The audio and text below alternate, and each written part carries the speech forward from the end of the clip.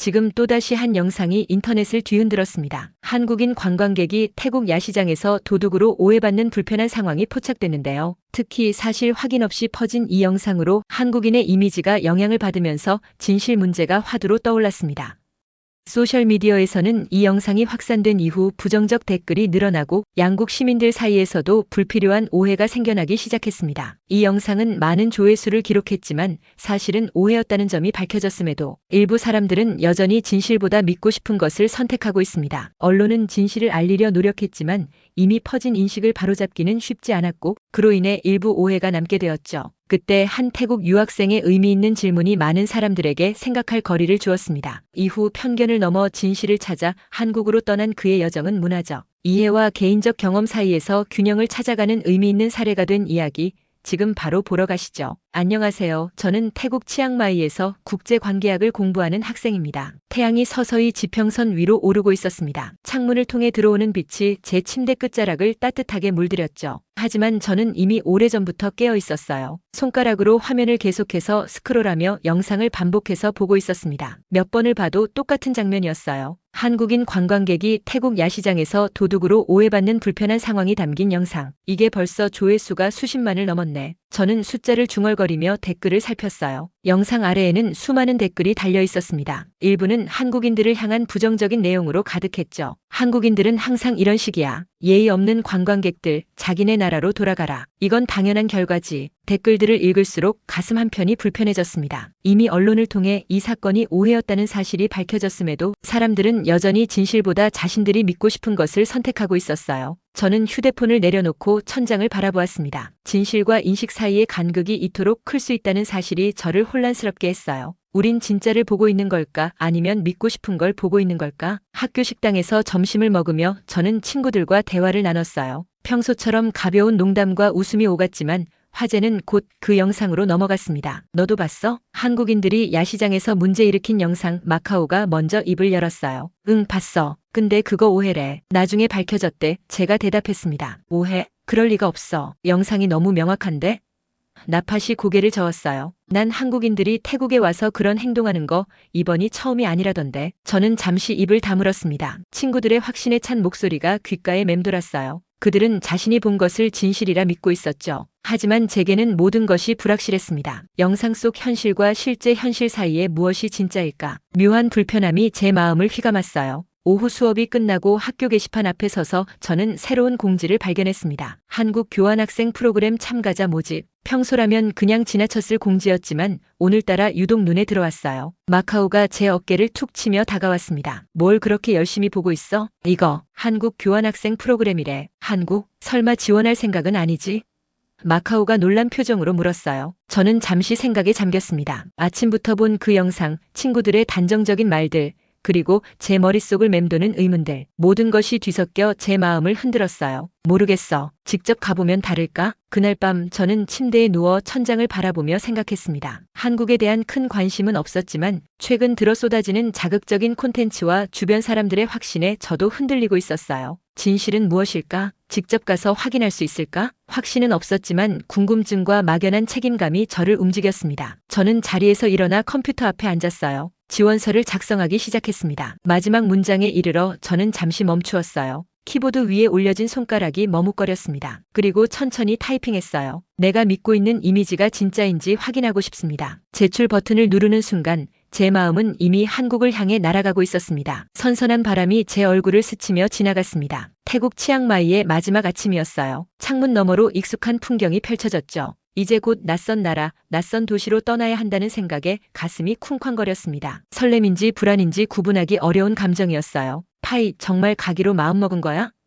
어머니가 제 방문을 열며 물으셨습니다. 저는 침대 위에 펼쳐진 옷가지들을 정리하며 고개를 끄덕였어요. 네, 지금 짐 정리하는 중이에요. 어머니는 걱정스러운 표정으로 제 모습을 바라보셨습니다. 갑자기 한국으로 교환학생을 간다고 해서 놀랐단다. 평소에 한국에 관심 있다는 얘기도 없었는데 저도 갑작스러웠어요. 그냥 직접 가봐야 할 것 같았어요. 그날 저녁 친구들이 작별 파티를 열어주었습니다. 마카오, 나팟, 수완이 모두 모였어요. 맥주를 마시며 우리는 이런저런 이야기를 나눴죠. 하지만 대화는 결국 한국으로 향했습니다. 정말 가는 거야? 한국인들이 태국인을 어떻게 생각하는지 알잖아. 수완이 걱정스럽게 말했어요. 그거 누명이었대. 언론에서도 그렇게 보도했잖아. 제가 대답했습니다. 마카오가 고개를 저었어요. 그래도 불안하지 않아? 요즘 인터넷에 올라오는 한국인들 영상만 봐도. 저는 침묵했습니다. 솔직히 불안했어요. 진실과 거짓이 뒤섞인 상황 속에서 제가 내린 결정이 옳은 것인지 확신할 수 없었죠. 하지만 이미 결정한 일이었습니다. 처음으로 제가 스스로 내린 중요한 결정. 두려웠지만 그 두려움을 뛰어넘고 싶었어요. 내가 직접 확인해 보려고. 그 전까진 아무것도 확신할 수 없잖아. 다음 날 아침 공항에 도착했습니다. 비행기가 이륙하기 전 저는 창문 너머로 태국의 풍경을 바라보았어요. 익숙한 모든 것들이 작아지고 이내 구름 속으로 사라졌습니다. 제 마음속에는 여전히 의문이 남아 있었죠. 과연 한국은 내가 알고 있는 그곳일까?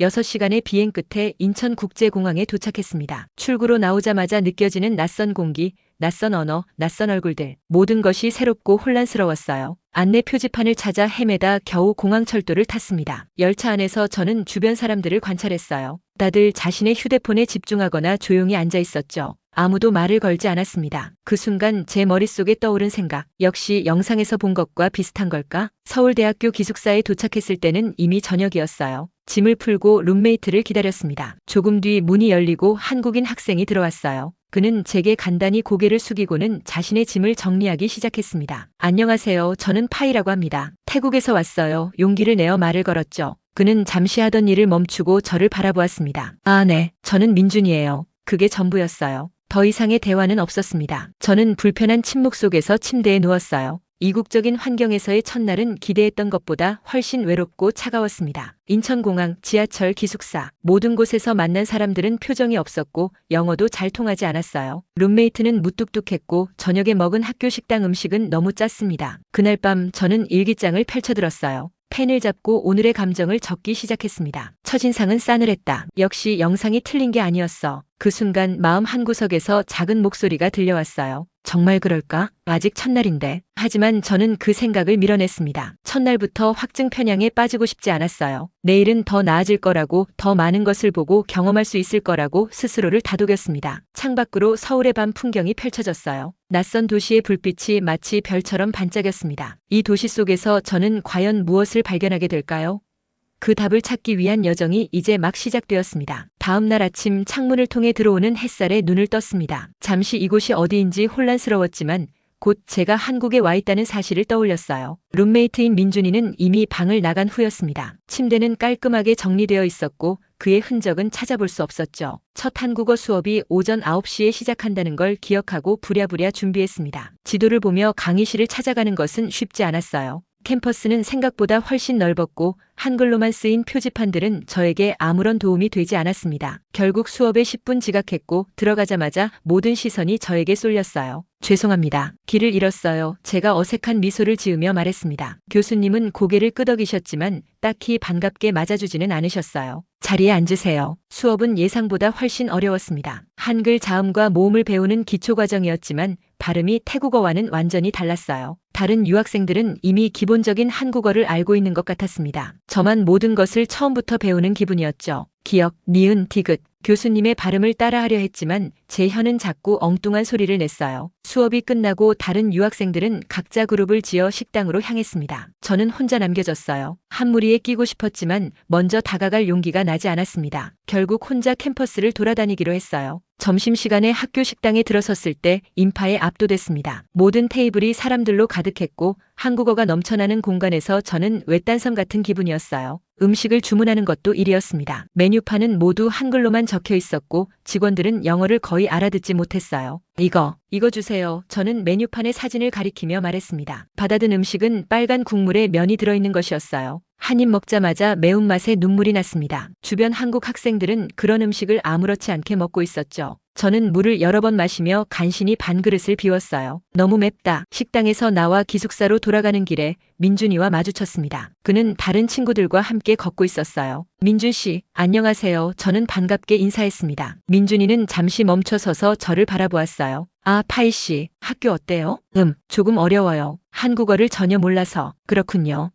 점점 나아질 거예요. 민준이는 짧게 대답하고는 다시 친구들과 걷기 시작했습니다. 저는 그들이 멀어지는 모습을 바라보았어요. 외로움이 가슴을 짓눌렀습니다. 단 하루 만에 한국에 대한 첫인상이 형성되기 시작했죠. 싸늘하고 무뚝뚝하고 낯설고 사람들은 제게 관심이 없어 보였어요. 영상 속 한국인들의 모습이 떠올랐습니다. 그 부정적인 이미지가 점점 현실로 다가오는 것 같았어요. 저녁에는 비가 내리기 시작했습니다. 창밖을 내다보며 빗방울이 유리창에 부딪히는 소리를 들었어요. 그 소리가 제 마음속 쓸쓸함과 겹쳐졌습니다. 일기장을 꺼내 오늘의 느낌을 적었어요. 오늘도 역시 차가웠다. 모든 게 낯설고 불편해. 사람들은 무관심하고 음식은 너무 맵고 언어는 이해할 수 없어. 역시 영상이 틀린 게 아니었어. 침대에 누워 천장을 바라보며 생각했습니다. 제가 한국에 온 이유를 다시 떠올렸어요. 진실을 직접 확인하고 싶었던 마음. 하지만 지금까지의 경험은 제가 보았던 영상들을 오히려 확증하는 것 같았습니다. 이미 자기 확신이 강화되고 있었어요. 내가 너무 성급했나? 태국에 그냥 남아있을걸. 하지만 다시 생각해보니 아직 첫날이었습니다. 더 많은 것을 경험해봐야 했어요. 눈을 감고 깊은 숨을 들이마셨습니다. 내일은 분명 더 나아질 거라고, 더 많은 것을 배우고 느낄 수 있을 거라고 스스로를 다독였어요.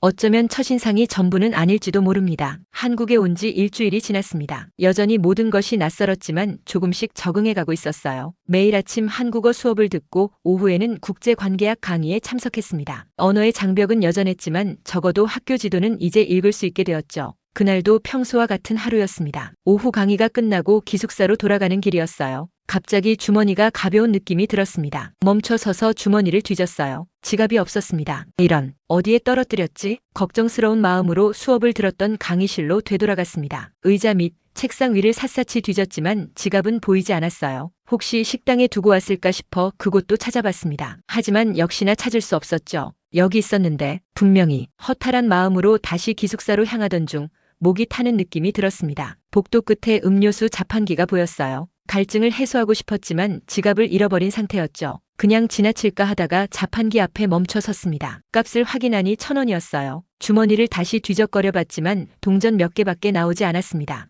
한숨을 내쉬며 그냥 돌아서려는 순간 누군가가 제 옆에 다가섰어요. 이거 드세요. 깜짝 놀라 돌아보니 한 한국 남학생이 저에게 1,000원짜리 지폐를 내밀고 있었습니다. 처음 보는 얼굴이었어요.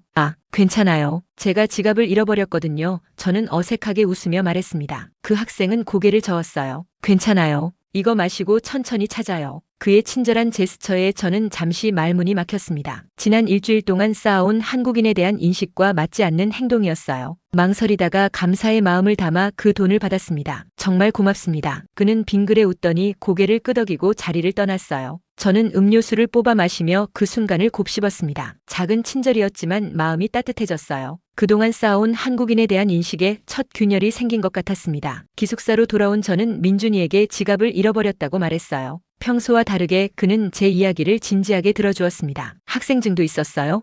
민준이가 물었습니다. 네, 모든 게 다 들어있었어요. 분실물 센터에 확인해봤어요? 우리 학교는 찾아주는 사람들이 많거든요. 민준이의 말을 듣고 저는 다음 날 아침 일찍 분실물 센터를 찾아갔습니다. 놀랍게도 제 지갑이 그곳에 있었어요. 내용물도 하나도 빠짐없이 그대로였습니다. 누가 가져다 줬대요? 저는 직원에게 물었어요. 어제 오후에 한 학생이 가져왔어요. 이름은 남기지 않았지만 그날 오후 국제학생회에서 주최하는 동아리 박람회에 참석했습니다. 여러 동아리 부스를 둘러보던 중 한 부스에서 익숙한 얼굴을 발견했어요. 자판기 앞에서 1,000원을 건네준 그 학생이었습니다. 안녕하세요. 반가운 마음에 먼저 인사했어요. 그 학생은 저를 알아보고 웃었습니다. 어제 그분이네요. 지갑은 찾으셨어요? 네, 오늘 분실물 센터에서 찾았어요. 정말 고마워요, 그때. 다행이네요. 저는 준호라고 해요. 국제자원봉사 동아리에서 활동하고 있어요. 준호의 안내로 저는 그 동아리에 대해 더 알게 되었습니다. 그들은 외국인 학생들과 지역사회를 연결하는 봉사활동을 하고 있었어요. 노인센터 방문, 한국어 멘토링, 문화교류 행사 등 다양한 프로그램이 있었죠. 관심 있으시면 같이 활동해보세요. 이번 주 토요일에 한의원 봉사가 있는데 함께 가실래요? 저는 망설임 없이 고개를 끄덕였습니다. 이 동아리에 참여하면 한국 사회와 문화를 더 깊이 이해할 수 있을 것 같았어요. 그리고 무엇보다 준호처럼 친절한 사람들을 더 만날 수 있을 것 같았습니다. 그날 밤 일기장을 펼쳐 오늘의 느낌을 적었어요. 오늘 내 인식에 균열이 생겼다. 자판기 앞에서의 작은 친절, 분실물 센터에서 온전히 돌아온 지갑, 그리고 자원봉사를 하는 착한 사람들. 이들은 내가 생각한 그들이 맞을까? 그동안 내가 너무 성급하게 판단했던 건 아닐까? 창문 너머로 서울의 밤 풍경을 바라보며 생각했습니다. 이제 한국에 대한 저의 여정은 새로운 국면을 맞이하고 있었어요. 첫인상과 편견을 넘어 진짜 한국을 만나는 여정이 본격적으로 시작된 것 같았습니다. 토요일 아침 저는 일찍 일어나 준비를 마쳤습니다. 오늘은 준호가 말한 한의원 봉사활동이 있는 날이었어요. 기대와 설렘으로 가슴이 두근거렸습니다. 밖으로 나가보니 준호와 다른 동아리 회원들이 이미 기다리고 있었어요. 안녕하세요, 파이씨. 잘 주무셨어요? 준호가 반갑게 인사했습니다. 네, 잘 잤어요. 오늘 어떤 봉사를 하는 건가요? 준호는 걸으면서 설명해 주었어요. 지역 노인센터와 연계된 한의원이에요. 대부분 독거 노인분들이시고 말동무도 되어드리고 간단한 통역도 도와드리는 거예요. 버스를 타고 30분쯤 달렸을까 조용한 주택가에 위치한 한의원에 도착했습니다. 작은 간판이 걸린 소박한 건물이었어요. 안으로 들어서자 한약 냄새가 코끝을 스쳤습니다. 낯설지만 묘하게 편안한 향이었어요. 어서 오세요, 학생들. 한의사 선생님이 우리를 반갑게 맞이해 주셨습니다. 오늘도 도와주러 왔군요. 간단한 오리엔테이션 후 우리는 각자 맡은 역할에 따라 자리를 잡았어요. 저는 준호와 함께 대기실에서 환자분들과 대화를 나누는 역할을 맡았습니다. 처음에는 어색했지만 준호가 중간에서 잘 도와주었어요. 그때 한 할머니가 들어오셨습니다. 구부정한 허리, 주름진 손, 지팡이에 의지한 채 천천히 걸어오셨어요. 준호가 먼저 다가가 인사를 드렸습니다. 할머니, 안녕하세요. 오늘은 좀 어떠세요? 할머니는 밝은 미소로 답하셨어요. 아이고, 우리 준호 왔구나. 반갑다, 손자야. 준호는 저를 할머니께 소개했습니다. 할머니, 이분은 태국에서 오신 파이씨예요. 오늘 같이 봉사하러 왔어요. 태국? 아이고, 멀리서 왔구나. 고생이 많겠네. 할머니께서 제 손을 따뜻하게 잡으셨어요. 저는 할머니의 말씀을 전혀 이해하지 못했습니다. 한국에서 일주일 넘게 지냈지만 여전히 한국어는 저에게 너무 어려웠어요. 할머니의 말씀은 마치 빠른 물결처럼 제 귀를 스쳐 지나갔습니다. 준호가 제게 설명해 주려 했지만 저는 여전히 혼란스러웠어요. 그래도 할머니의 따뜻한 손길과 미소만으로도 마음이 전해졌습니다. 저는 어색한 한국어로 겨우 인사드렸어요. 안녕하세요, 할머니. 그 한마디에 할머니의 눈이 반짝였습니다. 할머니는 저에게 더 많은 말씀을 이어가셨지만 저는 고개만 끄덕일 뿐 무슨 말씀인지 알아들을 수 없었어요. 준호가 중간에서 통역해 주었습니다. 할머니께서 한국말을 잘 배우고 있냐고 물으셨어요. 저는 어색한 미소를 지으며 대답했습니다. 아직 어려워요. 배우고 있어요. 준호가 할머니께 제 말을 전해드리자 할머니는 이해한다는 듯 고개를 끄덕이셨어요. 그리고는 천천히 또박또박 말씀하시기 시작했습니다. 비록 단어는 이해할 수 없었지만 그 목소리에 담긴 따뜻함은 분명히 느껴졌어요. 준호의 도움으로 할머니와의 대화가 이어졌습니다. 할머니는 전쟁 후 힘들게 살아오신 이야기, 자식들이 모두 멀리 떠나 혼자 사시는 이야기를 들려주셨어요. 준호가 통역해주는 내용을 들으며 저는 할머니의 표정과 손짓에서 더 많은 이야기를 읽을 수 있었습니다. 언어의 장벽이 있었지만 슬픔과 그리움, 강인함은 말 없이도 전해졌어요. 나 같은 늙은이 이야기 들어줘서 고마워. 할머니의 말을 준호가 번역해 주었습니다. 할머니께서 제 손을 잡으실 때 갑자기 눈물이 차올랐어요. 자연스레 제 할머니가 생각났습니다. 태국에 계신 제 할머니도 이렇게 누군가와 이야기 나누고 싶어 하실까? 그 순간 저는 진심으로 이 봉사활동에 참여하게 된 것이 감사하게 느껴졌어요. 할머니의 치료가 끝나고 저희는 약국에서 한약을 받아 할머니 댁까지 함께 모셔다 드렸습니다. 작은 원룸이었지만 깔끔하게 정돈되어 있었어요. 벽에는 오래된 가족 사진이 걸려 있었습니다. 할머니께서 사진을 가리키며 말씀하셨지만 저는 이해하지 못했어요. 준호가 설명해 주었습니다. 할머니 가족 사진이래요. 아들, 며느리, 손주들이요. 정말 행복해 보이세요, 할머니. 저는 진심으로 말했습니다. 준호가 제 말을 전해드리자 할머니는 잠시 사진을 바라보시더니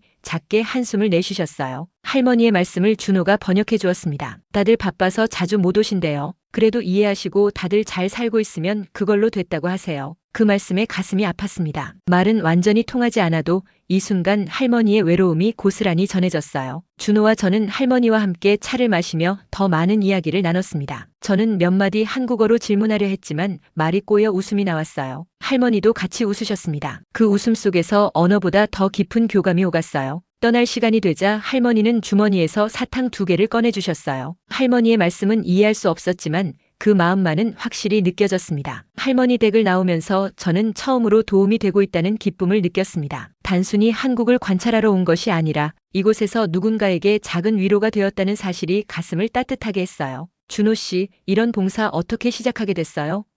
돌아가는 버스 안에서 저는 물었습니다. 준호는 잠시 생각에 잠기더니 말했어요. 그냥 도움이 필요한 사람들이 있고 내가 할 수 있는 일이 있으니까요. 특별한 이유는 없어요. 그의 말은 단순했지만 저에게는 깊은 울림이 있었습니다. 그날 밤 일기장을 펼쳐 오늘의 감정을 적었어요. 오늘 한의원에서 진심을 만났다. 말은 통하지 않아도 마음이 오가고 눈물이 흘렀다. 처음으로 도움이 되고 있다는 기쁨을 느꼈다. 이게 진짜 한국일지도 몰라. 창밖으로 서울의 밤 풍경을 바라보며 생각했습니다. 영상 속 한국인의 모습과 지금 제가 만난 한국인 사이에는 너무나 큰 차이가 있었어요. 이제야 저는 진짜 한국을 조금씩 보기 시작한 것 같았습니다. 한의원 봉사 이후 저는 한국 생활에 조금씩 적응해 가고 있었습니다. 준호와 동아리 친구들 덕분에 더 많은 한국인들을 만나게 되었고 한국어도 조금씩 늘어갔어요. 민준이와도 이제는 더 많은 대화를 나눌 수 있게 되었죠. 한국에 대한 저의 인식은 서서히 변화하고 있었습니다. 그날은 시험 공부를 하느라 밤이 깊어졌어요. 12시가 넘은 시간 갑자기 배가 고파졌습니다. 편의점에 야식을 사러 가기로 했어요.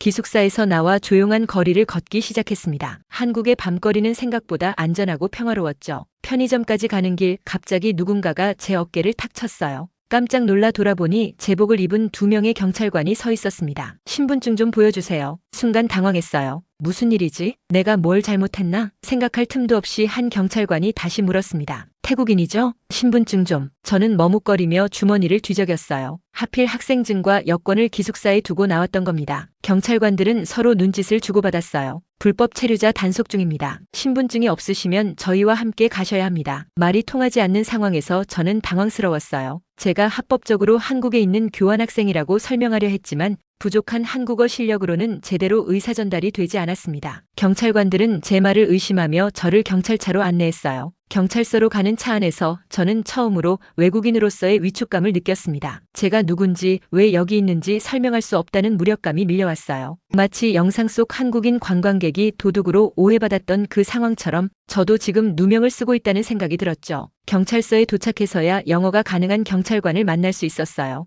겨우 상황을 설명하고 기숙사에 연락해 제 신분을 확인받을 수 있었습니다. 민준이가 제 여권을 들고 경찰서로 달려왔어요. 괜찮아요? 많이 놀랐죠?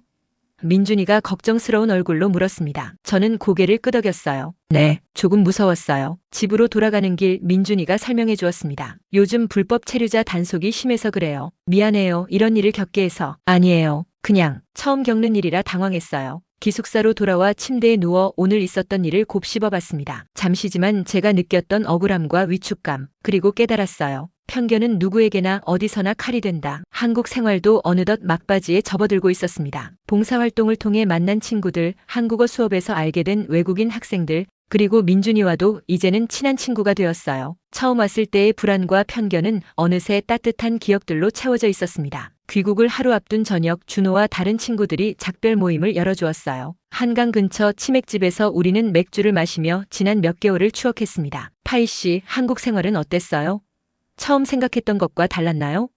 준호가 물었어요. 저는 잠시 생각에 잠겼습니다. 네, 많이 달랐어요. 처음에는 조금 무서웠는데 이제는 정말 아쉬워요. 떠나기가. 대화는 즐겁게 이어졌고 술도 몇 잔 더 들어갔어요. 그때 민준이가 휴대폰을 보더니 갑자기 얼굴을 찡그렸습니다. 이게 뭐야? 또 이런 찌라시가. 호기심에 저는 민준이의 휴대폰 화면을 들여다보았어요. 태국 왕실 자금, 중국 국영기업과 비밀 협약, 중개는 한국 로펌.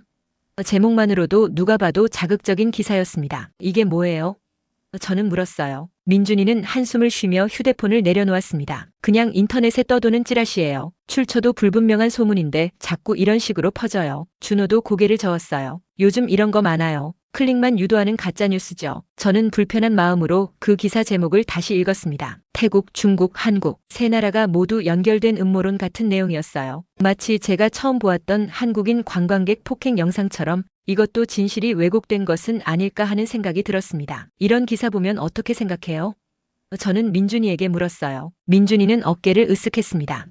다 그런 거지 뭐. 누가 봐도 가짜 같은데 믿는 사람들이 있어요. 왜 믿는 걸까요? 준호가 생각에 잠겨 말했어요. 아마도 사람들은 자기가 이미 믿고 있는 것을 더 믿고 싶어 하니까. 태국에 대해 안 좋은 인상이 있는 사람은 태국에 대한 나쁜 소식을 더 쉽게 믿는 것 같아요. 그 말을 듣는 순간 제 마음에 무언가가 확 와닿았습니다. 저도 그랬던 거죠. 한국에 대한 안 좋은 영상을 보고 그것이 진실이라고 믿고 싶어 했던 저도 모르게 깊은 생각에 빠졌어요. 우리는 진실을 믿는 게 아니라 믿고 싶은 걸 진실로 만들어가고 있었던 걸지도. 술자리가 끝나고 기숙사로 돌아오는 길 서울의 밤거리를 걸으며 저는 지난 몇 개월을 돌아보았습니다. 처음에는 차갑게만 느껴졌던 이 도시가 이제는 따뜻한 추억으로 가득했어요. 준호의 친절, 할머니의 미소, 민준이의 배려, 모든 것이 저의 편견을 하나둘 무너뜨렸습니다. 기숙사 방에 돌아와 짐을 정리하며 태국에 돌아가면 어떤 이야기를 들려줄지 생각했어요. 한국에 대한 진실, 그것은 무엇일까요?